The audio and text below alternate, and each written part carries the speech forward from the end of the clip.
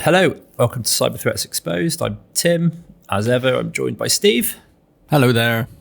Hello, and we are here to talk about all of the latest cyber threats, all the ones at least we thought were particularly significant that occurred in October. So without further ado, Steve, unless you've got any kind of pre-spiel you might want to cover, should we jump straight in? Let's go for it. This podcast is brought to you by Simply Tech, a proud with secure partner. Based in Northamptonshire, UK, this award-winning company uses 150 years of collective IT experience to empower its clients and fully leverage their IT potential without unnecessary stress. First up, so Windows. There's been a few Windows vulnerabilities and exploits this month. I mean, there Every always month, are a right? few. Yeah, exactly. It's one of those months that ends in a... Wait, no, that doesn't work. Anyway, it's one of those months, like all the other months. So Windows Down date came back. That was the, like Windows updating, but you could down date it without it, showing up. And there was, apparently that was like a 2-part vulnerability. And one part was patched and one part Microsoft didn't patch because they said it just allows admins to act as system. So this is just to come in. So this is where, essentially a malicious individual could roll back the version of Windows to a version where there were a lot of inherited vulnerabilities that hadn't yet been patched away by Microsoft's regular monthly patch cycle. Exactly. Yes. And basically, Microsoft patched part of it and told the researcher the other part didn't matter enough to patch. So they, as any good security researcher would, went away and came back and went, well, what do you think of this? And gave them a way that it can be used to load unsigned kernel drivers, which basically means you can rootkit a computer, which you shouldn't be able to do. A rootkit obviously being, so you're acting as an administrator, but using this, you can put something in place that even an administrator, can't detect or remove. Yeah. So, that's where the unsigned kernel driver essentially leads to. So that's come out, and so that is then probably going to get patched. Don't know. Maybe Microsoft will now pay attention to it, as that's almost certainly bad. As well as this, so this one came out. Then there's another interesting one that came out that was about Windows themes. So Windows themes files can be used to change how Windows appears and so on. And so they got lots of different bits of information in them because there's lots of different bits of Windows that can be customized in that way. And it turned out that if you set kind of certain values to remote locations, certain, so like the icon or something like this to a remote location, it would just go and try and get it from that remote location when you viewed that file in a Windows Explorer window. So you don't have to click it, you just have to view it. Obviously, you still got to get that file onto, to the victim and so on and so forth, but they don't have to click the file, they just have to view it. So that sends the NTLM hash away to the attacker, and then, they can then do a relay attack on it, which means they can. Okay, so let's unpack this really. So let's say I want to update an icon on my Windows machine. I don't have the file stored locally, so I can just essentially point it at a picture that is on the internet somewhere instead of in my C drive and in my pictures folder. Yeah. That would load, and without any kind of interaction, then an NTLM authentication challenge would be made, and my NTLM hash would be sent to wherever the location is on the internet. Now, this is pretty bad, and some people might not be kind of that aware with NTLM, but in a nutshell, NTLM is a really, really old deprecated authentication program. It essentially uses poorly protected credentials in a way that is really trivial to access. So it will hash the password, but really weakly. So the passwords can be accessed. And there's some different ways that NTLM gets used. So this, I said relay. It's actually a full hash harvest. So a very insecure way of sending that NTLM hash. That means that you can just get it and then use it again later. And that's the issue. It's insecure in that once you've got the hash can be used in the same way that the password could in certain situations. So even though you don't know the password, you've got something which the operating system will accept as if it is the password, or which the authentication system will. But the weird thing about this, the thing that made it weird, is that it was discovered by a company who published details of it and so on, and said there was a patch available, but there's no CVE, and the patch isn't from Microsoft. The patch is from the company who discovered it, because apparently their business model is to find vulnerabilities before vendors do, and then create their own patches for them. And then people create logon accounts with this company, they download the company's software agent, and they get the company's patches pushed to their systems, which is meant to, close that time window between 0 day being identified and 0 day being patched. But it does seem like a really kind of dodgy business model. Like, your goal is to find them and get a patch out before the vendor does.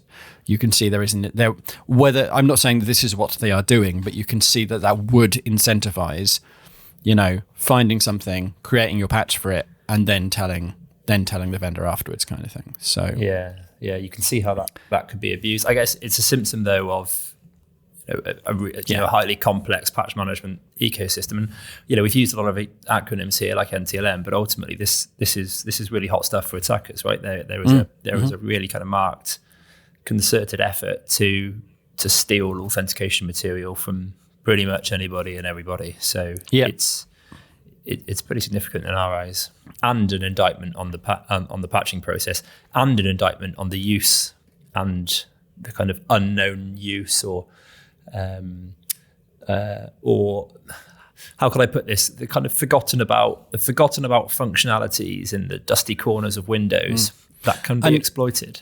That's what so many things are. Just those forgotten things that may have been fine at the time, but when you combine 3 or 4 of them, suddenly it's bad. So the next thing is slightly similar. Another kind of hash vulnerability, as it were, or NTLM hash related vulnerability, where WinReg, which is like the remote registry editing command line, it's old, and you can basically force it to make a connection to another Windows device.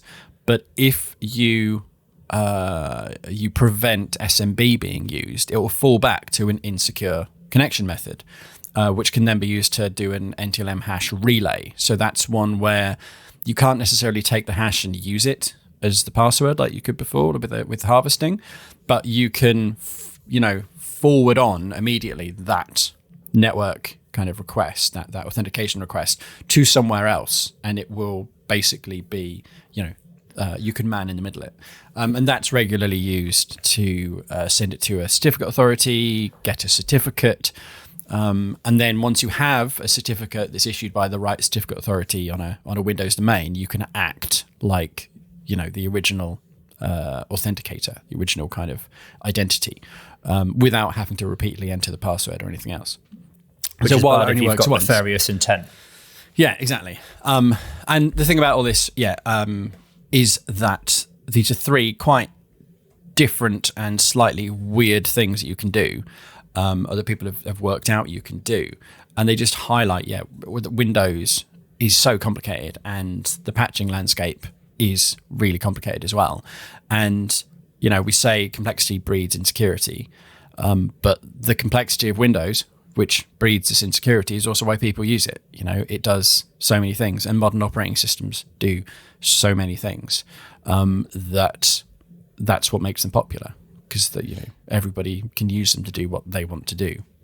And it sounds like there was a bit of a catch-22. If we just kind of go back a little bit, you mentioned if SMB had been disabled. Now, for the uninitiated, I guess SMB is a way that you can reach across remote systems and retrieve files and share files and things like this. But the SMB protocol itself, at least earlier iterations of the SMB protocol, were what was compromised or exploited, I should say, in the WannaCry ransomware worm a while ago. So if you enabled SMB, I'm not saying necessarily it was vulnerable versions of SMB, but you open this whole new threat surface to attackers. So there's a bit of a catch-22 there, right?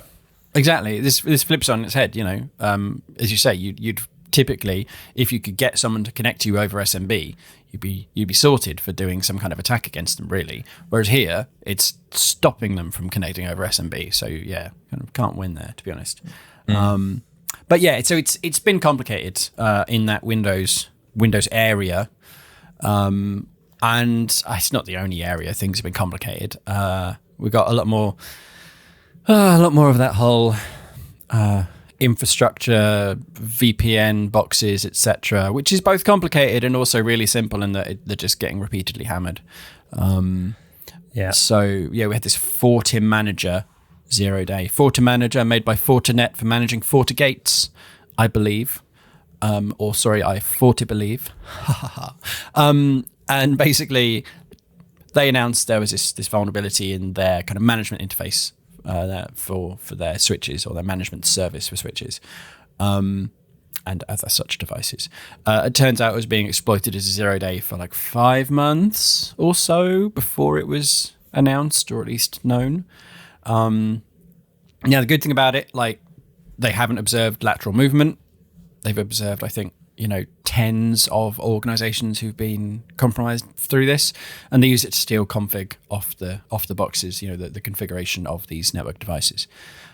They've not seen lateral movement, onwards steps from here. But that may indicate that there is none, or it may indicate that they cannot see it.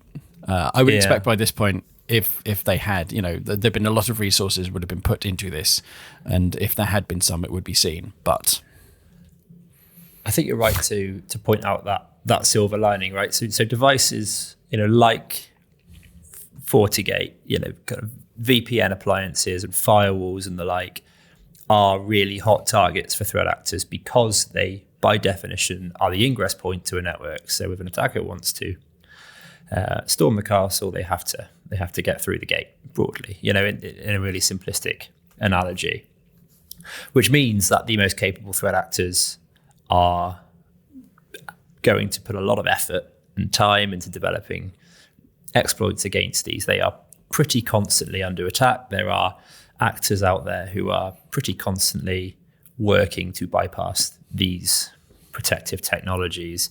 I think, as you kind of rightly note, that the silver lining here is, I guess, at least for kind of mid-market and everyday organizations, is they are probably going to be below the radar, the actors that have the capability of deploying this. In this particular case, there are obviously threat actors like ransomware actors who will indiscriminately compromise with a view to targeting anybody and everybody they can. But here it does look like exploitation is relatively limited, focused. And relatively contained as well, which is positive. So kind of well done to anybody that's worked on that, whether it's Fortinet or any national cert, for example. We don't know.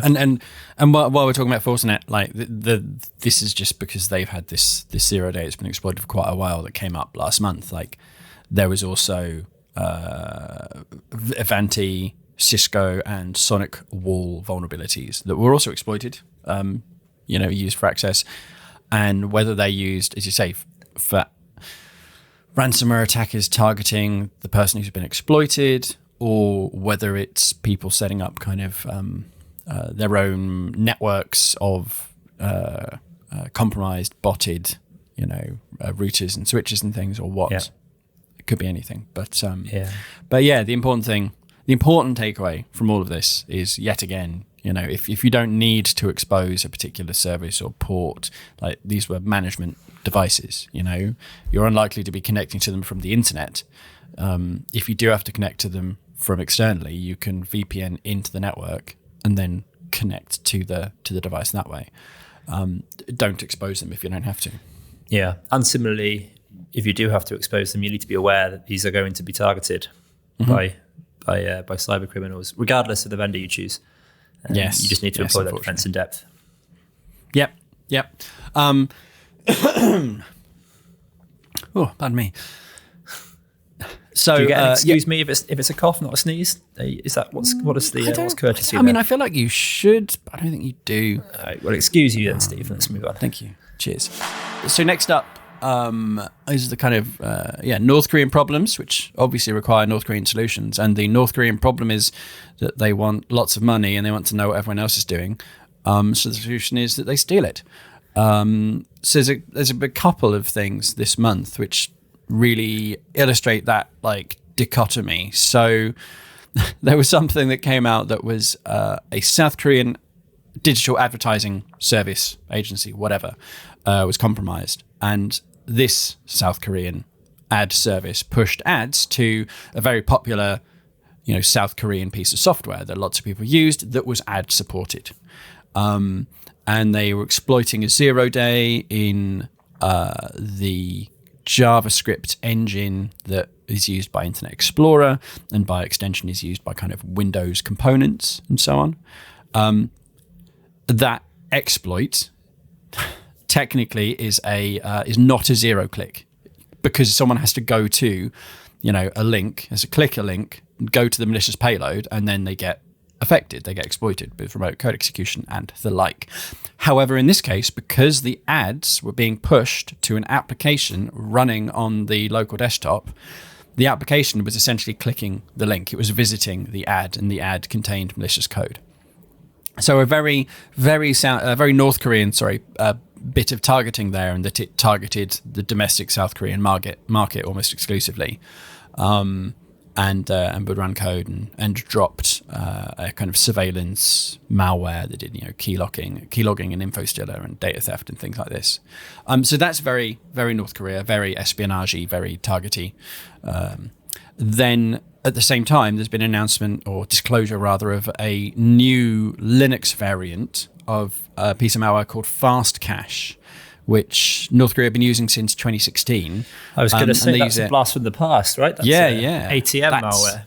8 years. Yeah, 8 years at least. So at least 8 years it's been released, yeah. So ATM withdrawal attacks, they basically hack the ATM network and send, a mule, a random low-level, criminal person, to go to a specific ATM or set of ATMs and withdraw money. And what this malware does is it rewrites the specific messages used in those financial switching networks. So if there's a decline message, it just changes it to approve. You request money that you don't have, and the money, with a stolen card, and the money gets approved and taken out, whether it should be or not. And in theory, there's no trace back to you. Yeah, people shouldn't underestimate the level in which kind of North Korean financially motivated threat actors are capable of deploying kind of physical resources around the world. People see North Korea as this really isolated country with not much free travel and trade, but they have kind of extensive precedent of utilizing organized criminal gangs and the physical kind of presences across, London and Asia to actually perform these really highly synchronized and choreographed kind of cash out attacks. It's quite an operation, and they are very good at it. Yeah, and there's been there's a huge kind of established criminal, not like organization, but just network and process for like a gift card, fraud, loading up gift cards, ATM withdrawals, all this kind of stuff is part of how they launder and make and extract money from places. And so there's a whole kind of established economy around that North Korea can plug into, because they're a nation state, but they're also, well tied into the criminal underground. Yeah, I think as an aside to this, North Korea are one of those misnomers where they are a kind of state-sponsored operation, but they are financially motivated, and they will be seeking to raise money for the regime. And I'm cheating slightly on this podcast by dipping my toe into November, but of course we're recording this after Trump has been elected, and the price of Bitcoin has risen, right? Which is really a large chunk of their targeting is to target the cryptocurrency. So they probably hold a lot of Bitcoin. Like North Korea have probably gotten a lot richer due to the rise in the price of Bitcoin. So thanks, Americans. Yeah, I mean, if you consider that their kind of Bitcoin asset, and this is a guess, I don't know this, but it's in the billions.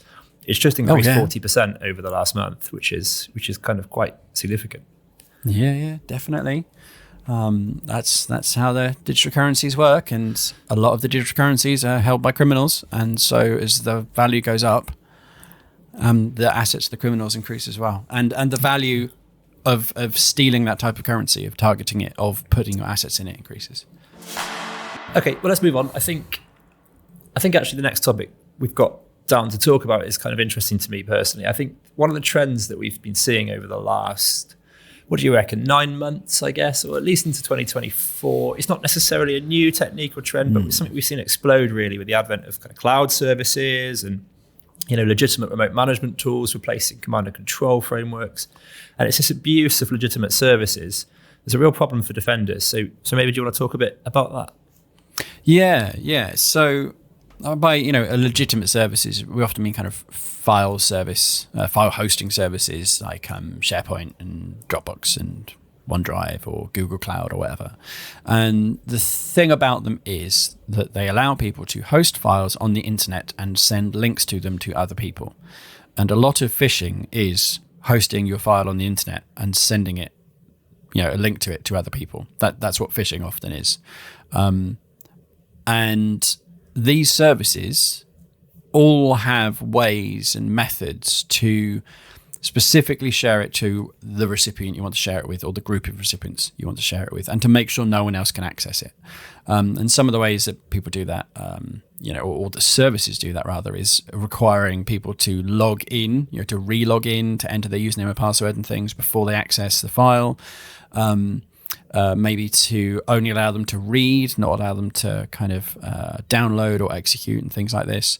And so if you use some of these restrictions as an attacker, you can send a link to a victim. The link comes from, by doing a sharing link, it comes from the legitimate service. You don't have to set up any of your own infrastructure. You just send it, through a share click in Dropbox or whatever.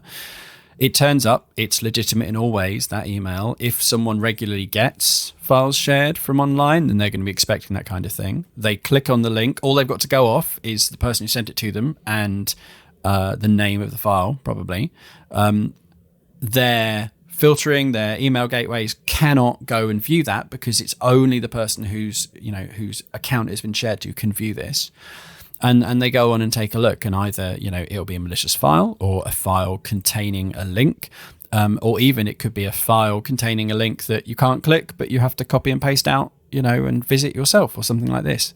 And so people can basically, attackers can use this as a kind of breakpoint in an attack chain. So you send out that as your first, contact. People go to it, and that's where the link to the malicious phishing infrastructure or starts to begin. People go through there, and it protects the attacker from investigation by security researchers, by security tools, all these kinds of things. And that is so useful to an attacker. Yeah, incredibly. I think what is kind of really striking to me here, I mean, the first thing you've kind of mentioned it blends really well into legitimate activity. So regardless of how kind of good what's the word, Steve? I've forgotten. Typo squatting, that's it. A typo squatting domain is. So for example, you could be, acmeindustries.com, and the I might be an L. Right? And it looks at a glance. You are reliant on a little kind of lapse of judgment or a bit of absent-mindedness in the victim, and then looking through your logs, you can detect that relatively easily. On top of that, you've got domain analysis capability now. A lot of organizations do, we do. And what you can do is you can actually look at the reputation of that domain and say, well, this is newly registered, or we don't like the way it's hosted. Actually, what we're doing is seeing malicious infrastructure on legitimate services. Is a lot of the time it's not only that we cannot investigate that properly, it's that it's actively allow listed on a network because it needs to be there for it to run, and security tools start to fail if it's not allow listed. So that actually rules saying trust everything on this server without adequate inspection of abusive content held in there, which is really, really kind of challenging from a kind of security perspective. It's something that you and I see all the time. It's really hard to detect the anomalies and the legitimate traffic, as I've already mentioned. But also, we're being trained to use these kind of things now as more and more organizations move to cloud. Yeah, the training has gone back to share files on this kind of external service, and a lot of the complexity of cloud computing is shielded from the users. So without a full understanding of how this is working, it kind of explains why the success of this kind of attack is rapidly increasing. I think the only real solution to it is to, ensure that there's proper investment on an investigation on the abusive material being hosted on cloud providers by the cloud providers themselves. Yeah. By using them, you do kind of have to hand over that responsibility to them, which is, problematic. Like, that's another chain of trust, isn't it? So yeah, which can be abused. Moving on. Yeah, let's give us some good news, actually, Steve. I think we've had some kind of doom and gloom so far, which is maybe it's part of our life, but let's try and be positive. Yeah, true. All right, well, let's give off to some good news, which is that Redline Stealer, which is very popular info stealer amongst the baddies, has been targeted by the international law enforcement agency Operation Magnus. So that shut down 3 servers and confiscated 2 domains, which might not sound like much, but they were very important servers, and they disrupted the operation of about 1,200 malware servers through doing that. Now, this international operation is also charged 1 Russian by the US prosecutors, and obviously he may not come to trial, but he's been charged, and information's been put out about him. I mean, it's actually charging an international individual that is outside the jurisdiction of law enforcement is still a good deterrent. Right? They might not see jail time, at least in the near future. You never know what's going to happen in a decade or so. It's still a positive deterrent for these actors. Yeah, exactly. Like, there were 2 people arrested in Belgium, slightly less interesting, but the guy who was charged, Maxim Rudemetov, he is apparently a developer and administrator of Redline Stealer, maybe we don't know. And I think a really good deterrent is just how much info they've been able to put out about him and how they were able to tie him to it. And it's like they were able to tie a iCloud account to him because he was playing like iPhone games on this and had geolocation turned on, and then they were able to link it to like a Yandex email address. But don't give away everything, Steve. We want some of the law enforcement techniques to still be. You don't want to burn all. There was just some wonderful things, and like he was actually using iCloud to host the source code. So like their main licensing server was connecting to this iCloud account like every however long to verify new servers, new purchases or whatever. And so it was just all there associated with him. Wonderful stuff, like complete lack of awareness, really, which I can only applaud in a criminal. Well, skeptical people will say that the people that get caught are the ones that have bad operational security, and if one information stealer goes down, then another will rise quickly to take its place. But I have a more optimistic view. I think the work that law enforcement and partners have done over the last year has been exceptional. I mean, there's been example after example of disruption after disruption of the criminal infrastructure and ecosystem, and it's really important to keep the pressure on there. So I think really well done to everybody involved. And while it probably isn't going to change the price of eggs in the threat landscape in the short term, if this momentum is maintained, it certainly will in the long run. So I'm really optimistic about the frequency and the volume of law enforcement actions that's going on. And as we know, a lot of this criminal underground is a network, right? So pulling on one thread will lead to another, and so on and so forth. So let's kind of keep the pressure on as an industry. Exactly. And the harder it's made for them, and the harder it is for them to cooperate and trust each other and so on, the harder it will be for them to operate and do what they do. Good. So I'm all in favour of that, frankly. All right. Well, that's enough of positive news. Let's get back to terrible news. Right, so ransomware then, let's do that. So we had the second highest monthly total in a 12-month period. So 518 victims were posted. This is posted to leak sites. So proviso, the only people who posted to leak sites are technically those who don't pay. So it doesn't actually tell you everybody, but the assumption is that there's not any particular outside influence that will change the proportion of people who are paying and not. And so it gives you a kind of rough estimate of the relative levels of ransomware, if not the actual levels.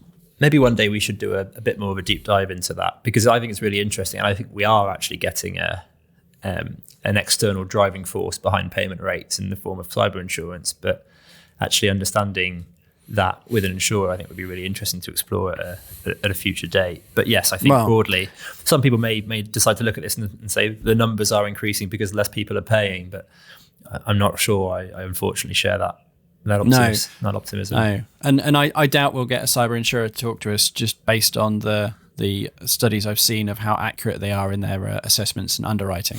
So I think they'll probably avoid talking to us. I can be very charming, Steve. I cannot. Right, so so this 518 victims. So it's 132 more than last month, and a big part of that rise is a group called Sarcoma, who posted 41 victims. I say group, possibly leak site, whatever. Who posted 41 victims, and there's also a couple of other groups, so 8base, Black Basta, and League News, who all posted victims this month after posting none last month. Not necessarily huge numbers, but they posted some when they weren't. So whether this is because they all went on holiday in August and thus didn't have anything to post in September, or what, who knows? But yeah, I think it's becoming harder and harder to actually, tie down individual ransomware families or flavors. I think you'll probably find that the actors are still operating. They're just swapping their final payload. They could be 8base one day and Black Bastard the next, potentially. Just depends who's offering the better deal at the time, doesn't it? Yeah, maybe those are bad examples, because there are some ransomware actors that don't utilize that that affiliate model quite so much. But I think broadly, it's becoming harder and harder to draw some conclusions behind that. Well, speaking of which, so there's some reports saying that a North Korean APT have been working with Play Ransomware, or collaborating with Play Ransomware. And this is from Unit 42, and they've said they're not too sure exactly what's going on, but that they saw a victim get compromised seemingly by North Korean APT. They put down the Sliver framework and their own D-Track malware, which has only ever been used by them. And then a couple of months later, Play was deployed, and they said was as a direct result of that initial compromise. Not exactly clear what they mean by as a direct result, but there you go. And so this has a few things. So Play have said before they don't run a ransomware as a service model, and they don't have affiliates. That was my kind of understanding. Not that I trust the ransomware actors that much. That was my broad understanding, I guess. Exactly. They're criminals, and they may well be lying for their own benefit or whatever, but they might be right. Or they might mean they don't take on affiliates, but they have an established set of high skill or reliable people they work with, kind of thing. They might just choose not to for closed shop, closed. Yeah, exactly. Yeah. But then we don't know. It might not be that this APT and Ariel were actually being affiliates. It may be that they are selling access to their victims to someone else as an additional way of monetizing or of kind of obfuscating and tidying up behind them. So they may be selling the access to Play or someone who works with Play. And if it muddies the waters in a way, it's kind of good for them. So, well, it was great analysis by Unit 42, was it? You say? Yeah. And I think it's helped us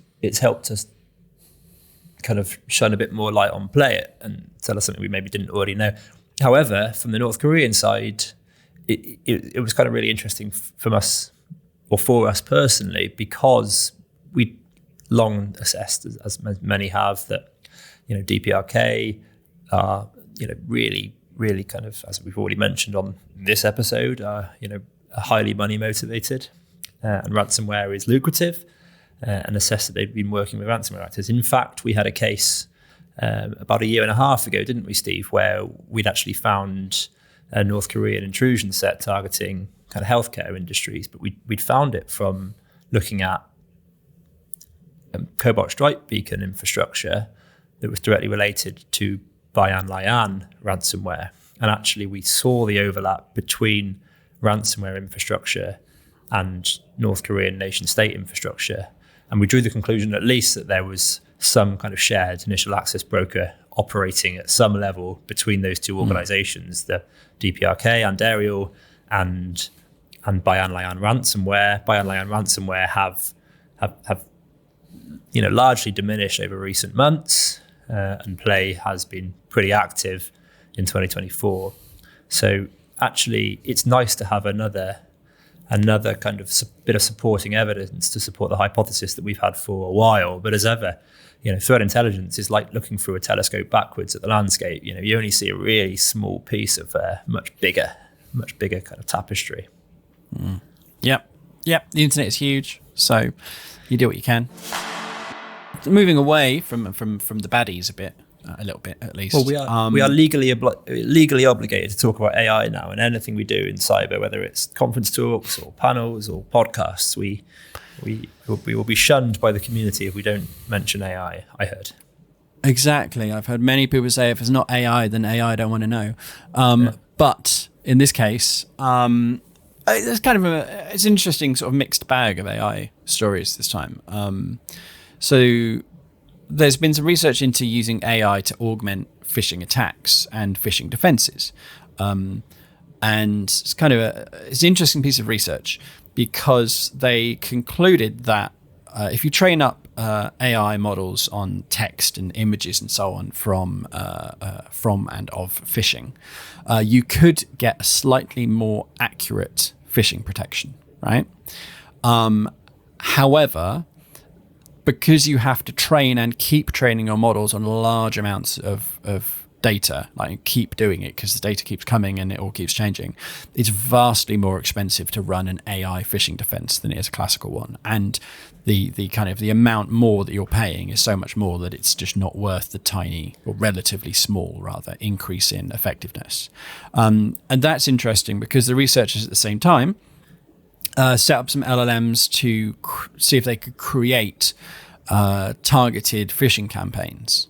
So they set up a bunch of LLMs, they got some kind of made up kind of victim information to use, and they instructed the LLMs to essentially create phishing websites, to create phishing campaigns and so on, and to target them to each bit of information that they had, to each person's worth of information that they had. Yeah. And they said they were able to make these very large, high volume yet very targeted campaigns, which, it's slightly worrying. It kind of highlights that in that case, the cost of doing that relates to the cost of the information you're processing to put in. Yeah. So the cost of the defense, you've got to look at everything that's coming in. The cost of an attack, you've just got to look at what you're pushing out. So that's an interesting one to consider as to where these benefits of AI can be. They have said that they've not seen that yet. Yeah. Like in the wild. But there was some reports as well in recent months about highly targeted campaigns against thousands of people, and I'm like, that sounds, just having read this, it just tweaked in my mind that a highly targeted campaign that happens to be targeting thousands of people individually almost seems, I do wonder. I mean, not having seen the specifics. Well, as you know, Steve, I mean, I swing at will between sickening optimism and crushing pessimism, and I'm deciding to be optimistic here. I think it's really important to note that you kind of note that running your own model is expensive, and doing that might not, the juice might not be worth the squeeze, I guess, in terms of running your own model. But the concept is proved for a service architecture, or some kind of coalition of good to do that. And I think the limitations here are hardware and computational resources.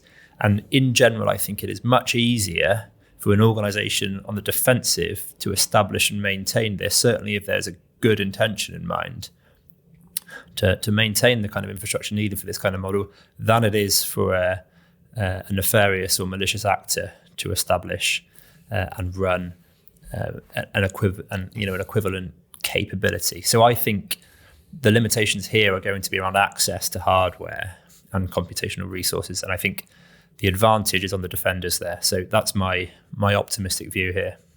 Yeah. Well, I'm not sure if this next one is optimistic or not, to be honest, but a US politician, senator, congressman, congregator, I don't know, whatever they're called, was Probably the not going to victim be of... good news already. You've just given me the first, a US politician. US politician. No, don't run. It's fine. Was the victim of an attempted video call deepfake. Someone pretending to be the former Minister of Foreign Affairs for Ukraine or something. And basically, they had dealings with them before, so they accepted the call, accepted the meeting, and they worked out, the video was perfect, the presentation was perfect, and so on, but the topic and the context were totally out of character for the caller, for the person. And because they knew that person, they ended the call, they double checked if it was actually them, and it wasn't. So they're announcing this, really, because they're announcing how, look at us, how good are we at our security because we spotted this deepfake after we accepted the call and so on. So they fell for a fish, really, but the payload was a call. And I just think that this could be one of the only reliable ways that we'll get information from people about the deepfakes they experience. Because if, we've had this whole, there was a fraud due to a deepfake, and you get very little information about it. And I would suggest possibly people don't want to put out information saying, someone's got a brilliant, deepfake model of our CFO, because then no one's going to accept any calls from the CFO or trust anything they say anymore. Whereas if someone puts out something saying, there's a really good deepfake, it was really, really, realistic and so on, but the context was wrong, so we picked up on it, then I think that's something people are more likely to put out like this. That's sort of, people like to put out positive news about themselves, not negative news, really. Yeah. But I think it's interesting because, there's been a lot of talk about deepfakes, but this is obviously an actual instance, a recorded instance where one was very good and, good enough to fool somebody who knew them. Yeah. Office. So this is a concerning use case. I think, again, I'm trying to look for the silver lining here. I think there is probably the sad truth of cybercrime is people are willing to write off an awful lot in losses if it's kind of fraud or targeting a consumer bank account. As soon as you start targeting kind of US democracy and political figures, I think probably the hammer will come down a bit harder. That being said, regulatory environments are really different across EU and the US, so who knows what's going to happen there, but it does look like some safeguards are going to need to be brought in for cases like this. Right, should we move on?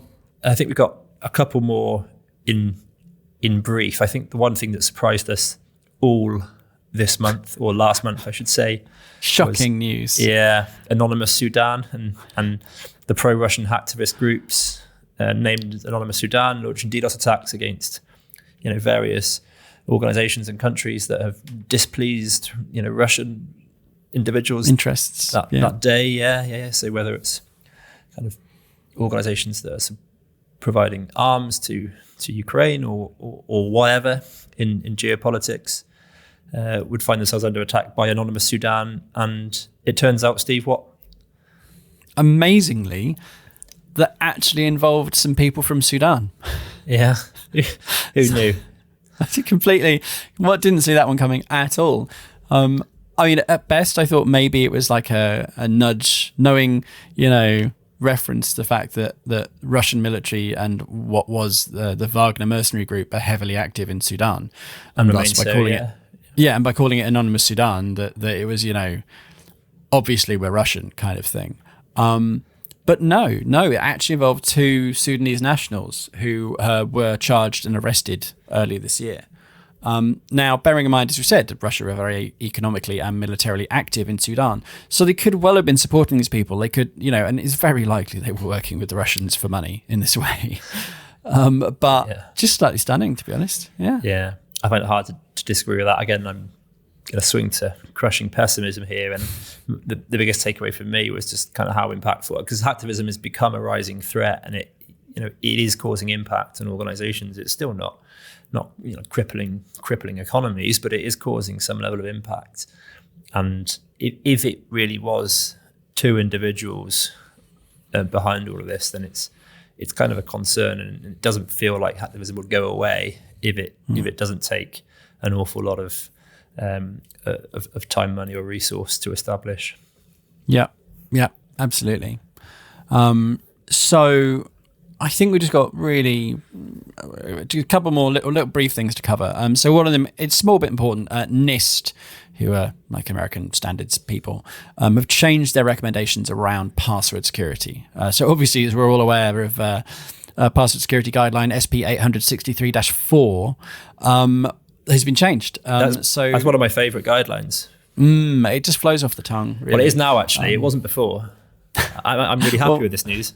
It is, it is good. Yeah, exactly. So this is where that whole, you must use A to Z, 1 to 3 and symbols, or, one from each kind of thing, or you must change your password every 3 months, or, what is the name of your dog, first home, and whatever to reset your password. That's where those, well, no, I don't know if they necessarily where they came from. Some of them did. And what they've said now is that you should not do that. If you are offering a password service, you shouldn't require specific character sets. You shouldn't require periodic password changes, and you shouldn't use knowledge-based security questions, because obviously it's a piece of knowledge that isn't necessarily unique, and other people can easily Google and find these things.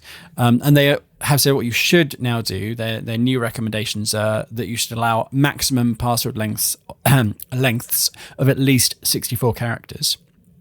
And you should also allow both ASCII and Unicode characters. So really open it by going into Unicode, you're really opening it up into all the weird symbols and foreign language character sets. I say foreign, multi-language character sets within one password. So really just opening up the amount of entropy you can get into a password, to be honest. I think it's really important. I think the landscape or the threat model to passwords has changed dramatically. I think, having your password as password 1 and then being forced to change it to password 2, really doesn't change, the state of your protective stance. I think this is really sensible. Exactly. I worked with people who'd set up their own little script that whenever they had to reset their password, you weren't allowed to have any password you'd used the last 10 times. So they had a script that would they'd run it every month or 2 months, however often they had to reset the password, and it would change the password 11 times. So 10 times it would change it with just a number on the end, and then the 11th time it would change it back to what it was before. So the password never changed, it just got changed 11 times. Thus, it was never one of the last 10 passwords. Yeah. And that's really the issue with setting that. Not adding any kind of complexity when it comes to brute forcing. And even if the password is leaked, you just kind of iterate around that leaked password. It doesn't, welcome that change. Take heed, CISOs, please, or at least CISOs that I work for. So and then there's also just a little brief one about. So I did mention this. So a Russian APT has been doing some highly targeted spear phishing, according to Microsoft, and they said that they've targeted around just over 100 organizations across Europe and Asia Pacific. The payload is an RDP file, and they're highly targeted, but there's thousands of people across over 100 organizations, so quite a broad, I'd say, campaign. Not massive, but still broad. And that RDP file payload, RDP, remote desktop protocol, how people remotely connect to computers and devices and control them. Yep. And control them. And one of the things is you can share things through an RDP connection. You could share your printer, so you can, print from the remote server you log into on your local computer instead of obviously printing where you're not. You could share your webcam or your clipboards. You can copy and paste from one to the next. You can share other USB devices and your network drives, even your local drives. And so basically they set up an RDP config file. They send it out, and it's got all those things set and prompts you to connect to the attacker server. You connect to the server, you log in, and they suddenly have access to all of this local information on your computer, and there's a lot of things that they can then do with that. So it's quite interesting, and that highlights for me the issue of kind of blacklisting and whitelisting. So we always say you should whitelist, not blacklist. So blacklist is, I don't want this, or this to be allowed to run on my computer, or to be allowed to be downloaded onto my network or whatever. And the issue with that being that someone just has to find something you've not already blocked and use that. And that's what this is. No one would consider an RDP file as an attack file, but obviously it can be used in an attack like this. Yeah. But at the same time, very few people are going to expect to receive an RDP file. So if you just said, I'm only going to allow Microsoft Office files, yeah, okay, they're being used for attacks, but at least you're not going to get this random crap coming through. Well, I think it's probably a symptom that certainly over email, that protection is driving attackers to new and weird and wonderful areas. And most recipients of this email probably wouldn't know what an RDP file was. So it's probably a symptom of threat actors looking to combat, as you mentioned, kind of policies on what they can and can't allow into a network. Yep. And I think with that, we should end up for this month, Steve. I think we covered it quite well. It wasn't all bad news. We had a bit of a, I don't really know, maybe I shouldn't say a shit sandwich. It's the opposite. The good bit was in the middle. You're going to have to bleep me out there, I'm afraid.